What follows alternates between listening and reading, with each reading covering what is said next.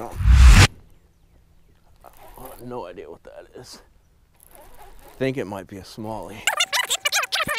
What's the bog? Just caught this like 4-pound freaking smallie. We got a little wacky rig on a 16th ounce little gambler jig head.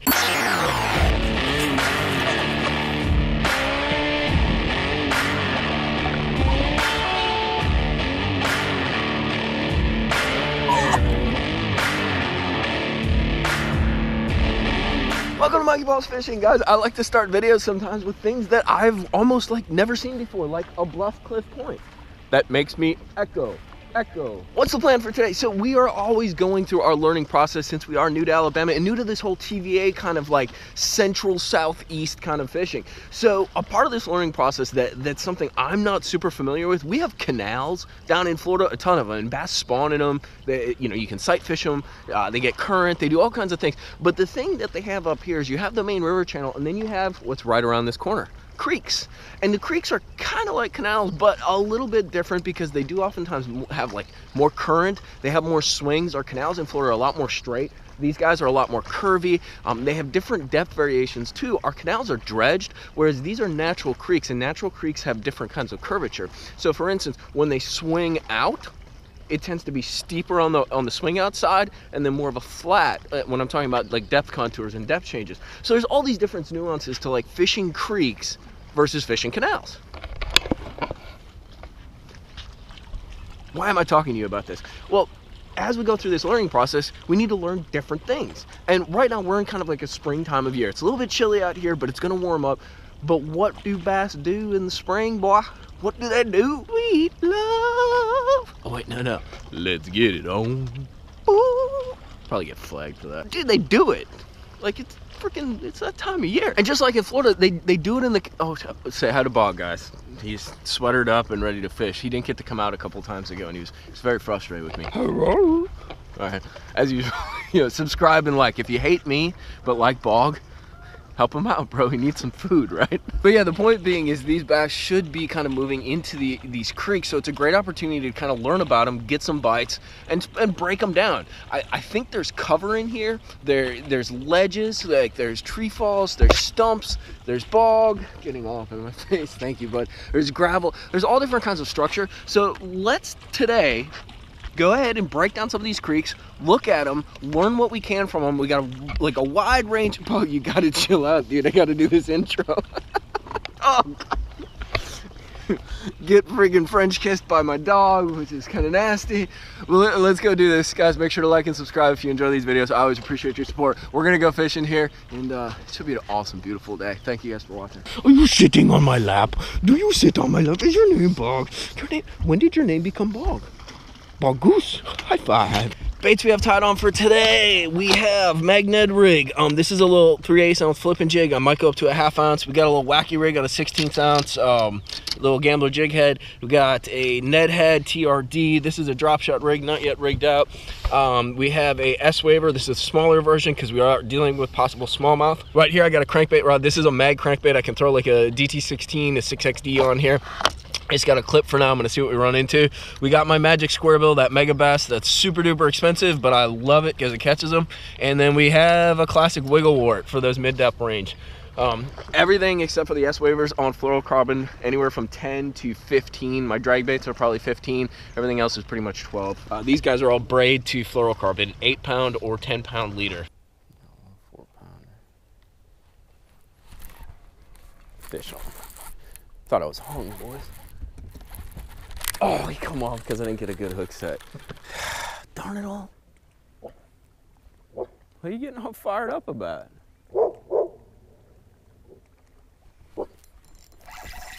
Fish on. That's a big one too on the little baby Ned. This is going to be a problem. Oh dear. Might be a, oh, it's a big smallie. Oh, it's a big smallie. Oh, it's a big smallie.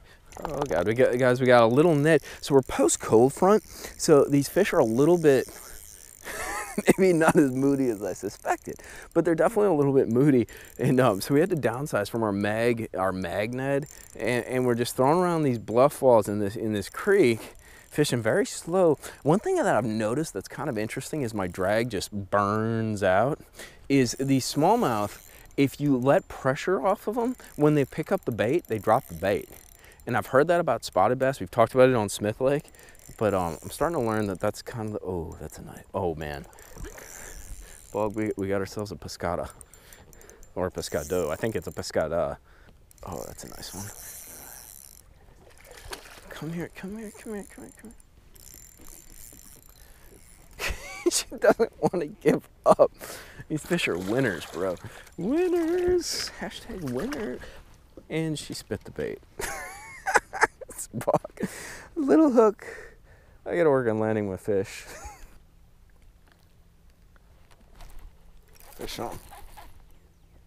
I have no idea what that is. I think it might be a smallie. Yeah, it's definitely a smallie. The way you can tell when they shake their head, like it's a freaking smallie, because they'll go. Rrr, rrr. Oh, that's a big one too. We just kind of pulled into this creek, and we're throwing a little net head just around this point right here, and we got ourselves a chunker smallie, dude. Chunker. Oh, Bog, you like smallies? I love smallies. Oh, that's a big one too. Come here. Come here, honey. Oh gosh. Oh, you ain't done, are you? Gotta make that cast again. They just don't give up. They're like spotted bass on crack, dude. Look at that smallie, guys. It's a 4-pounder. What a nice fish. Just dragging this Ned, oh, she wasn't coming off either. Just dragging this Ned head like this, and just shaking it real gentle, chartreuse tip, and we just got in this creek, and we're just kind of, let me let her go real quick. Oh, she's gone. And we're just kind of shaking this bait, working this little ledge point here. We're gonna do it for a little bit. We're gonna hang out, and we're gonna work our way in along this bluff wall and see if there's some fish moving in spawn, target some isolated cover, try to catch a real big one, and then we're gonna keep trying creeks and try some more. So guys, we just caught our first smallie, and we're pushing into these creeks. We caught it kind of going into the creek. I think these fish are moving in spawn, but we got a little problem. So I was using, and I got a lot of confidence in, this is a Gambler Fat Ace. It has a chartreuse tip. Now, smallmouth are renowned for liking that chartreuse type tip, but guess what? with the 40 pounds of tackle I have in this bait, and in this boat, I'm out of freaking chartreuse tip. I used them all up. So I still have a Fat Ace and green pumpkin. So here's what I did. I went and got some JJ's Magic from Tackle Warehouse. Now, this is a dip. Basically, you can see it's like a chartreuse kind of dip. This is the stuff you want to use if you're trying to change the color of tips of baits. It's very dangerous. Now, why is it dangerous? It's not dangerous because it's like dangerous to you. It might be like dangerous for, you know, like if you eat it, but who's gonna eat it? We're not eating this. So what it is though, is it's dangerous for your boat and any kind of carpet or like textile that you have in your boat. It freaking stains, dude. Super stains. That's why we're gonna hang on to this container. We're gonna make sure we seal the cap up right. You wanna be very careful when you're working with this. The other thing is, let me show you guys a little trick. When you're doing it, we're gonna dip this thing, but do it inside here. Because what it does is the bait's gonna kind of like drop a few drops of the dye off of it, and you don't want to get it on your boat. Just trust me, you don't, like, no pressure cleaning, no carpet cleaner, no nothing is gonna take this stuff off your boat. So what I'm gonna do is I'm going to open this very slowly and gently, because it says caution under pressure. There's a little bit of a breeze, and then I'm going to drop it right in there, and I'm gonna take this little rubber gasket off. I'm gonna put that back into the cap and try to not get it on my fingers. Otherwise, I too am going to be chartreuse. Then, I have it in my container just like that. I just want the tip of the bait dyed, so I'm just gonna go like this. Let it sit in there for just a second. 1, 2, 3. And I'm going to pull it out and let it drip dry for a second. And you see what we get? We get exactly what we had, a nice chartreuse tip tail for our magnet head. And I think, now, you know what? It might not, there might not be anything to it, but fishing is all about confidence, and we've talked about it before. I'm confident that that helps me get more bites from the smallies. The water's a little bit stained, so it kind of just lights up that bait. You have the dark profile, and then you have that bright kind of glowy kind of look to it. So I'm gonna give it a little blow. Give it a little blow. Nice, Mike, nice. And I'm going to gently, I'm gonna lay the bait right there and kind of use that thing. And I'm gonna seal that cap back on there. You really gotta be careful with this stuff. It is a potent kind of deal. Oop, turn it the other way here. and then I'm gonna just close that up and put it away. But what we have now is a beautiful, super bright tail that's gonna call those giant smallies in.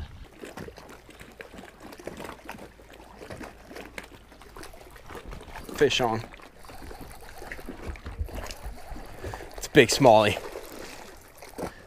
Gotta line them up because I think there's more than one.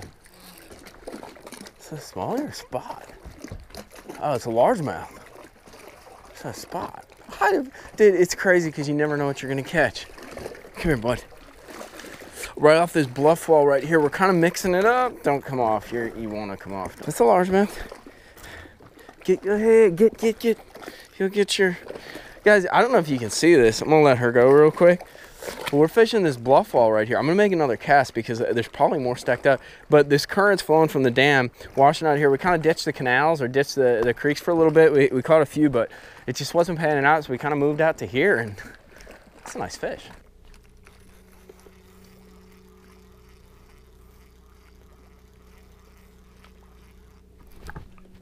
Fish on.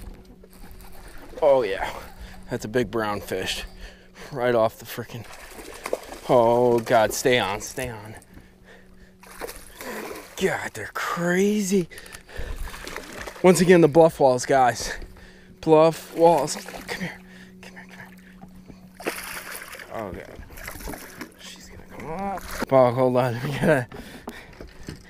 We gotta manage here because we don't want anybody to get hooked. Man, that's a good smallie right on the DT6. Oh, watch it, bug. Guys, we have been grinding in these creeks. So we got on this bluff wall and we actually caught like a 3-pound largemouth. Dude, we just caught this like 4-pound freaking smallie on a DT6. Let me release her quick and tell you what we're doing here. So as you can see behind me, I mean, this thing's like freaking 40 feet high. But what we're fishing, it's a vertical drop, dude. It's, you can see, it's like 23 feet deep, straight down. We're almost next to the river channel right there. But we're kind of at the tip of a creek. And we've been just throwing this DT6, and it doesn't get all the way down. Like, it's not bouncing off the rocks because the bottom's like way down there. But it's going along these crevasses. We're just cranking these crevices and that. And these smallies or largemouth are sitting in these crevices. There's a little bit of current pushing through, and they're just waiting to ambush something. And freaking, when they eat it, dude, they just stop the bait. You think you're hung. But we're gonna target this a little bit, see if we can't develop it. Really been a grind, dude. We caught a couple like skip and docks, little guys. We pushed back in some creeks, but it doesn't seem like they're quite all the way back yet. So we're trying to focus on just kind of that about to get in point, that midway point or that starting point when they move into those creeks. Let's get back on it. Oh.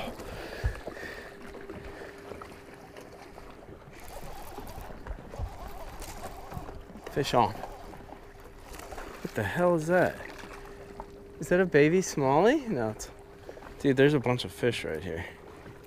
I just got whacked and whacked. Well, that's a wrap. This is literally the learning experience brought to you directly via camera. I can't tell you how much this reminds me of when I first got on Lake Okeechobee, and I would go out there and I would catch 2 or 3 fish and I would be ecstatic. Oh, hello, Bob. Make sure to like and subscribe. Support Bog. He needs food. But I almost feel like I'm back in that same position where I'm literally just like learning from the ground up. And it's cool. It's intimidating. I'm not going to lie. Every time I come out to the lake, I'm like, oh my God, what's going to happen?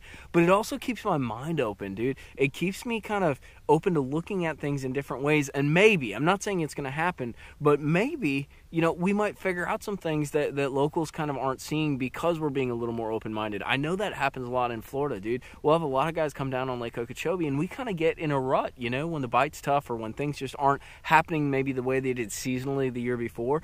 You go to kind of your confidence and you're not always open to like different things that are happening. And oftentimes there's a bite out there. There's so many fish in that lake. There's so many fish in these TVA lakes that there's always something happening.